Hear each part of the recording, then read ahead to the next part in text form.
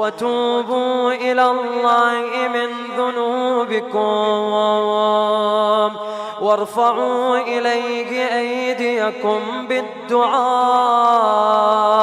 في أوقات صلواتكم فإنها أفضل الساعات.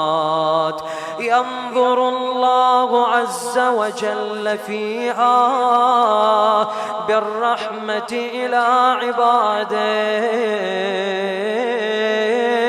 يجيبهم إذا ناجوا